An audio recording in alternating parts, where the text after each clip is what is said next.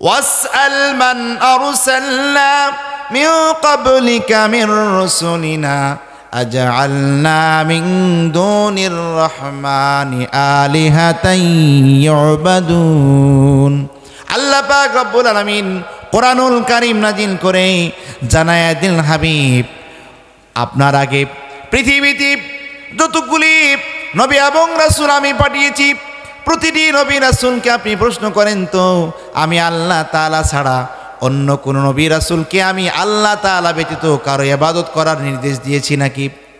আমার ভাইরা, আমার নবীজি চিন্তায় পড়ে গেলেন, নবীদেরকে কেমন করে প্রশ্ন করব যদি আমি তাদের সাক্ষাৎ না পাই।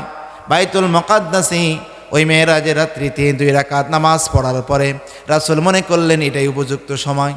নামাজ শেষ হয়ে গেল, আমার নবীজি মুসাল্লার মধ্যে এইভাবে দাঁড়ালেন এবং ডেকে বললেন, আল্লাহ পাক রব্বুল আলামিন আপনাদেরকে প্রশ্ন করতে বলেছেন, আপনারা বলুন তো কোন নবী এবং রাসূলকে আল্লাহ তাআলা তার ব্যতীত অন্য কারো ইবাদত করার নির্দেশ দিয়েছে নাকি? সমস্ত নবী রাসূল বলেন, আল্লাহ পাক রব্বুল আলামিন আল্লাহ তাআলা ছাড়া পৃথিবীর কারো ইবাদত করার নির্দেশ আল্লাহ পাক কখনো দেন নাই। সুবহানাল্লাহ। আমার নবীজি বলেন, সেখান থেকে বরাকার একটি কদম রাখলো, রাখার পরে সঙ্গে সঙ্গে বাইতুল মুকাদ্দাসে আমি পৌঁছে গেলাম।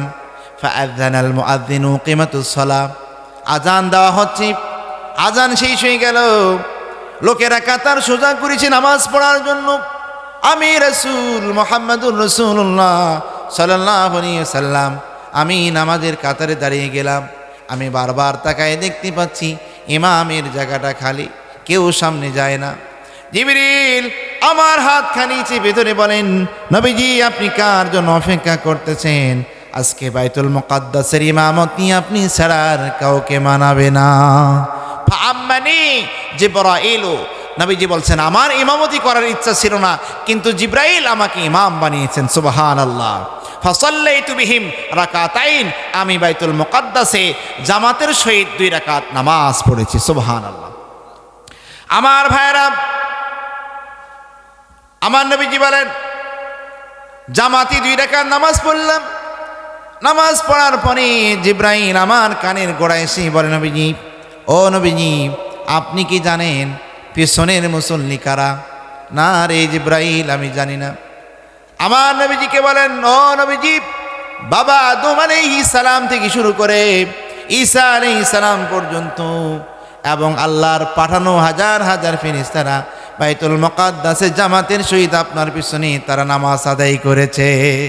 এই জন্য রাসূলকে বলা হয় ইমামুল মুরসালিন, নবী এবং রাসূলদের ইমাম। ইমামতি না করলে কি ইমাম বলা যাবে? রাসূলকে যেহেতু ইমামুল মুরসালিন আল্লাহ বলবেন, বাইতুল মুকাদ্দাসে সমস্ত নবী এবং রাসূলকে জামায়াত করে 2 রাকাত নামাজের ইমামতি বানাইয়া রাসূলকে ইমামুল মুরসালিন বানিয়ে দিয়েছেন। আমার ভাইয়েরা, আমার নবীজি বলেন 2 রাকাত নামাজ পড়ার পরে যখন নামাজ শেষ হয়ে গেল, আল্লাহ পাক রব্বুল আলামিন কোরআনুল কারীম নাজিল করে আল্লাহ পাক আমার রাসূলকে জানাই দিয়েছিলেন। রাসূল বলেন সেখানে আমি 2 রাকাত নামাজ পড়লাম। 2 রাকাত নামাজ পড়ার পরে মসজিদ থেকে বের হয়ে গেলাম। বরাক, আজনিহাতুল মালাইকা এবং জিনা সবগুলি বাইতুল মুকাদ্দাসের উত্তর গেটে একটা পাথর আছে, এই পাথর নাম হচ্ছেন সখরা। কি নাম বললাম? সকলে বলেন না কেন কি নাম? সখরা। এই পাথরের গোড়ালি থেকে প্রথম আসমান পর্যন্ত একটা সিঁড়ি লাগানো আছে।